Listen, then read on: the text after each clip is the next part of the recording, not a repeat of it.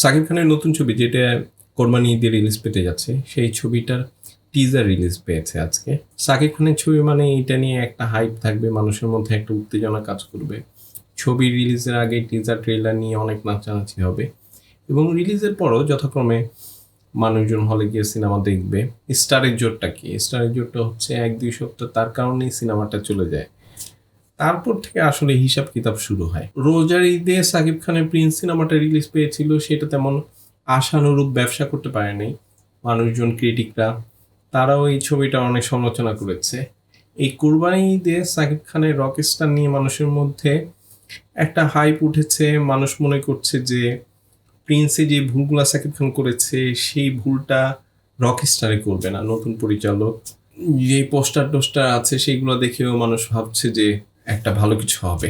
আমরাও আশা করছি ভালো কিছু হোক। টিজারটি নিয়ে সবাই রিয়াকশন দিচ্ছে, তো আমি চিন্তা করলাম রিয়াকশন না দিয়ে আমি একটা ব্রেকডাউন ভিডিও করি, খুঁটিয়ে দেখি টিজারটার মধ্যে কি আছে। তো চলেন শুরু করি আমরা। টিজারটার ডিউরেশন হচ্ছে 1 মিনিট 20 সেকেন্ডের মতো। বেডরুম থেকে একটা শট, সকালবেলা ঘুম থেকে উঠছে, কালার কম্বিনেশনটা খুব সুন্দর, লাইটিংটাও সুন্দর, নীল এবং লাল, ভাল লাগতেছে। এখানে সাকিব খানের চোখ বন্ধ করা, চোখ খুললো, একটা লাইট দেখলাম সরে গেল, মানে পর্দা টর্দা সরে যাচ্ছে এরকম কিছু। মিউজিক মানে একটা গিটার করে একটা শব্দ শুনতেছি, সাথে একজন লোক একটা কথা বলতেছে, ভয়েস ওভারে ওর কথাটা শুনতেছি। মিউজিক মানে শুধু অ্যাকোস্টিক না, sometimes it's more than life. আমরা এখন বুঝতে পারলাম যে ভয়েসটা হচ্ছে তারিক আনাম খানের, যে কিনা গাড়িতে বসে আছে। সে সাকিব খানকে কিছু একটা বলতেছে। এইখানে এই কথাটার মধ্যেই আমরা 4-5টা শট দেখলাম। 1-2টা শট হচ্ছে বেডরুমে সামটাইমস জয়েন্ট খাচ্ছে সম্ভবত। It's more than life. এখন আবার ওই বেডরুমের শটটা ফিরে আসছে, যে শটটা আমরা প্রথম দেখি বেডরুমে ঘুম থেকে উঠে বিছানা থেকে। ওকে, প্রথম টাইটেল কার্ডটা পাই, প্রোডাকশন হাউসের টাইটেল কার্ড। তারপর ওই দুইটা ক্যারেক্টারই, যে দুইটা ক্যারেক্টার আমরা প্রথমে দেখি বেসমেন্টে। তো এখন দেখি এই দুইটা ক্যারেক্টার একটা ক্লাবের মধ্যে। স্টুডিওর 3-4টা শট। এইখানে কনসার্টের আগে cultural fest concert, finding the way home, মানে একটা ছোট জায়গায় কনসার্ট যেখানেও গান টান গাচ্ছে, এখানে অ্যাকোস্টিক গিটার বাজাচ্ছে। আমরা কিন্তু ডায়লগেও শুনছি, মানে ভয়েস ওভারেও শুনছি, অ্যাকোস্টিক গিটার নিয়ে কথা বলতেছে। ওকে, আচ্ছা, ক্যারেক্টারের নাম আমরা জানতে পারলাম, যে ক্যারেক্টারের নাম হচ্ছে আগুন। ম্যাগাজিনের ফ্রন্ট পেজের মধ্যে ও দাঁড়িয়ে আছে, চুলের কাটিং টাটিং সুন্দর, চশমাও সুন্দর পড়ছে, ব্যাকগ্রাউন্ডটা চেঞ্জ হচ্ছে, আগুন লেখা প্রতিটার মধ্যে। এবং তারপর আমরা একটা বিলবোর্ড দেখি, আমাকে ওড়ায় দাও, স্যাটারডে মে 2026, ডোর 7 PM, শো 8 PM। আজকে মেয়ের হচ্ছে 6 তারিখ, কিন্তু এইখানে মেয়ের 16 তারিখ 2026-এর বিলবোর্ড। মানে অন্তত টিজার দেখে মনে হচ্ছে এটা ভবিষ্যতের কোনো বিলবোর্ড, এরকম কোনো বিলবোর্ড আমরা দেখব। এবং এইখানে সাইডে আগুন লেখা, মানে বোঝা যাচ্ছে সাকিব খানের যে ক্যারেক্টারটা সেটার নাম হচ্ছে আগুন। আমরা পরে যাই, ও সিঁড়ির মতো একটা কিছু দিয়ে উপরে উঠতেছে, বিভিন্ন কনসোল টনসোল, স্পিকার মনে হয়, স্পিকারের উপর পাড়া দিয়ে ও উপরে উঠতেছে।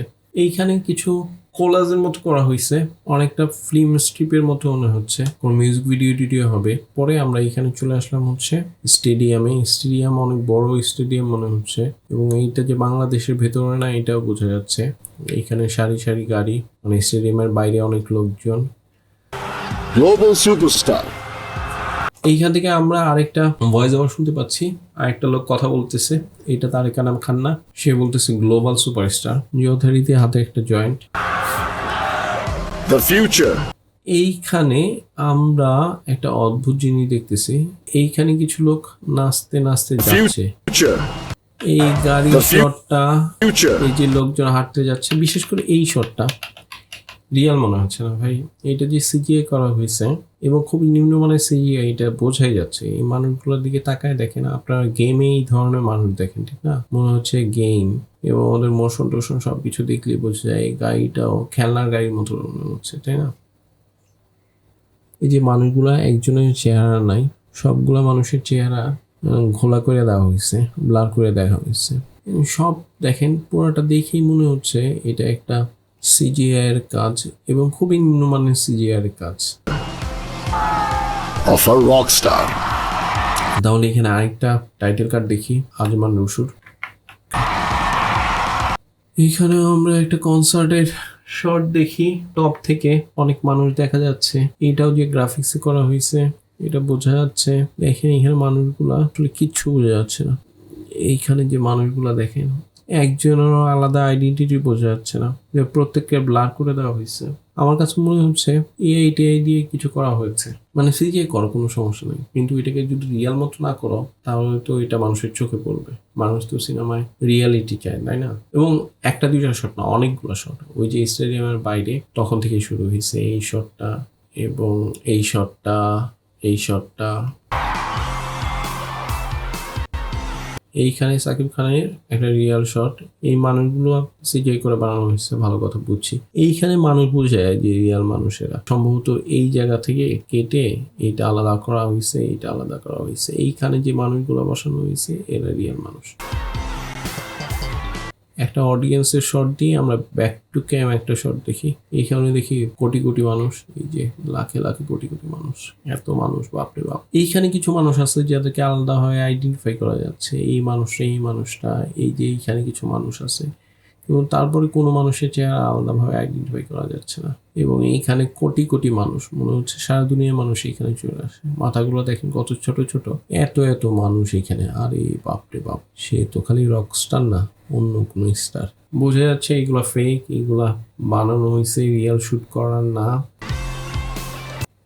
কস্টিউম টস্টিউম দেখে মাইকেল জ্যাকসনের মতো লাগতেছে, খুব ঝাঁকা নাক্কা কস্টিউম।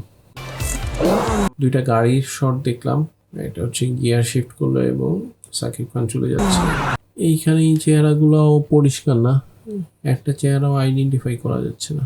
আশেপাশে কিছু বাড়ি, বাড়ির মাঝখানে একটা লাল গাড়ি। এইখানে ক্যারেক্টারটা কে? একটা ছোট ছেলের ক্যারেক্টার। এইখানে আমরা একটা গাড়ি দেখি, এই গাড়িটা আমরা প্রথমে দেখছিলাম এই যে বেসমেন্টে, এইখানেও রিশাদ নামে এই গাড়িটা।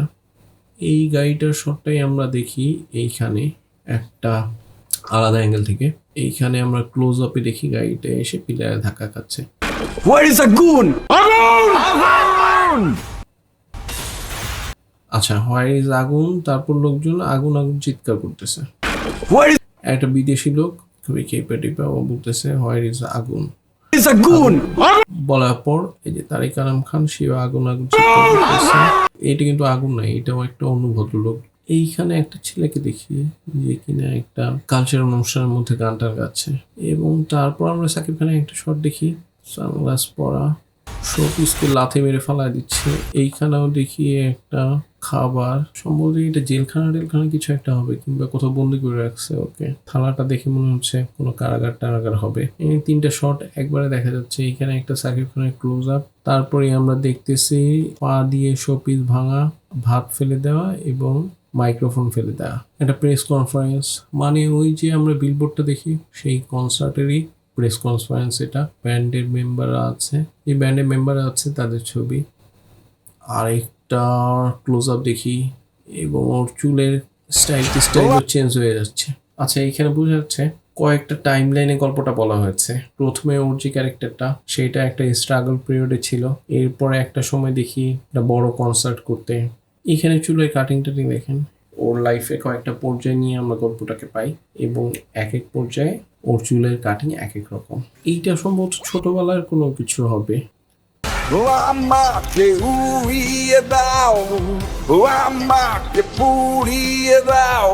মিউজিক টিউজিক দেখলাম এতক্ষণ চলতেছে, কিন্তু আমরা কোনো গান পাইনি। এখন প্রথম আমরা গান পাইলাম, যেটা হচ্ছে আমাকে উড়িয়ে দাও, যে নামে কনসার্টটা হচ্ছে।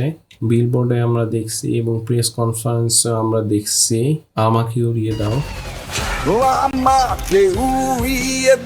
এখানে কি আছে শটগুলা? পুলিশ হয়ে ধরে নিয়ে যাচ্ছে, মানে ও ইতিমধ্যে একজন সুপারস্টার। এমন কোনো ঘটনা ঘটছে যে কারণে পুলিশ ওকে ধরে নিয়ে যাচ্ছে। এখানে আমরা দেখি পিয়ানো টিয়ানো বাজাচ্ছে। এখানে ট্যাটু আছে 13-11,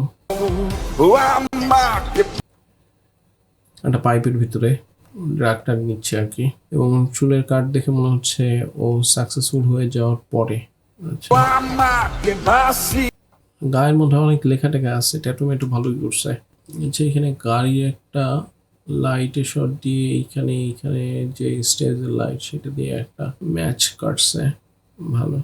Lama que vacía foi la case. এখানে আরো কিছু কনসার্টের শট দেখি আমরা। এইখানে একটা বেডের শট দেখে আমি কে আমি কার, মানে গায়ের মধ্যে ভালোই লেখালেখি করছে বোঝা যাচ্ছে, হাতের মধ্যে গলার মধ্যে। আমাকে নিয়ে যাও তোমার সাথে। রকস্টার টাইটেল দেখলাম, সাকিব খানের নাম দেখলাম, in cinema this Eidul Azha. Don't worry it's just the jamming, wait for teaser 2, মানে টিজার 2 আসবে, ওয়েট ফর ফ্লাওয়ার্স। তো এইখানে যতটা বুঝলাম আর কি এই পুরো টিজারটা দেখে, এখানে সাকিব খানের নিয়ে এই টিজারটা বানানো হয়েছে, অন্য কোনো ক্যারেক্টার আসে নাই। সাকিব খানের নাম হচ্ছে এখানে আগুন, তার জীবনে কয়েকটা টাইম লাইনে গল্পটা বলা হয়েছে, এটা বোঝা যাচ্ছে। একটা বাচ্চা ছেলেকে দেখছি যে কিনা স্টেজে ছিল এবং দৌড়ে পালায় যাচ্ছিল। ও যখন স্কুলে পড়তো তখনকার সময়ে এটা কোনো সিন হবে। বিভিন্ন পর্যায়ে ওর যে অবস্থাটা, প্রথম দিকে ওর এক ধরনের জীবন ছিল, তারপর যখন সে এস্টাবলিশড হয়ে যায় তখন চুল বড় বড় হয়ে যায় এবং গায়ে অনেক ট্যাটু ম্যাটু, অনেক লেখাজোখা আমরা দেখতে পাই, এবং তখন আমরা দেখি ও ড্রাগ অ্যাডিক্ট হয়ে যায় এবং প্রচুর পরিমাণে কনসার্টের শট আছে এইখানে। তো আমরা বুঝতে পারতেছি যে এইখানে ওর জীবনে এমন কিছু একটা ঘটছে যেটা ওর কেরিয়ারের জন্য খুব ভালো হয়েছে। ছোটোখাটো স্টার থেকে সুপার স্টার, অনেক বড় স্টার, রক স্টার হয়ে উঠছে। এর মধ্যে আমরা একটা জিনিস জানতে পারলাম যে ওরে জেলে নিয়ে যায়, আমরা পুলিশের কিছু শট দেখি। এইখানে শটটা যে কারাগারের শট এটা বোঝা যাচ্ছে, মনে হয় না যে যারা রক স্টার বা সুপার স্টার তাদের জীবনে যে কন্ট্রোভার্সিগুলো আসে সেগুলো যখন মিডিয়াতে আসা শুরু করে এবং মানুষের মধ্যে এক ধরনের আলোচনা হয়, তখন ওর যে স্টারডমটা সেটা অনেক বেশি প্রকাশ পায়, অনেক বেশি মানুষের কাছে ও জানাশোনা হয়, ওর ব্যাপারে মানুষ কথা বলা শুরু করে এবং স্টারডমটা পারে। এইটাই হয়তো এখানে আছে। তো গল্পটা সম্পর্কে পুরোপুরি না বোঝা গেলেও এক ধরনের ধারণা পাওয়া যাচ্ছে। আমরা এখানে সাকিব খানকে নিয়ে টিজারটা দেখি এবং জানতে পারি যে পরবর্তী সময় আরও টিজার আসবে। টিজার 2 তো ওরা ঘোষণাই দিল যে আসবে। ওইখানে হয়তো আরও কিছু ক্যারেক্টার সম্পর্কে জানতে পারবো, আরও কিছু ক্যারেক্টারকে দেখবো এবং গল্পটা আরেকটু ডিটেলস আমরা বুঝতে পারবো যে গল্পটা কী নিয়ে। কিন্তু বোঝা যাচ্ছে যে ওর জীবনের একটা টার্নিং পয়েন্ট নিয়ে এইখানে গল্প বলা হচ্ছে, যেখানে ওর সাথে এমন কিছু একটা ঘটে যে ওকে থানায় যেতে হয়, ড্রাগ নেওয়া শুরু করে এবং ওর খুব খারাপ অবস্থা তৈরি হয় এবং এমন একটা অ্যাংরি রকস্টার লুক তৈরি হয় আর কি। জীবনে যে হতাশা, দুঃখ, বেদনা সেইগুলো নিয়ে ওর যে আর্টিস্টিক জার্নি সেটা শুরু হয়। তো আমরা অপেক্ষায় থাকলাম যে সেকেন্ড টিজারটা কবে আসবে। সেকেন্ড টিজারটা আসলে হয়তো আমরা আরও ডিটেলস বুঝতে পারবো গল্পটা কী নিয়ে হচ্ছে। তো দেখি সেকেন্ড টিজারে কী আসে, তখন হয়তো আরও ডিটেলস কথা বলা যাবে।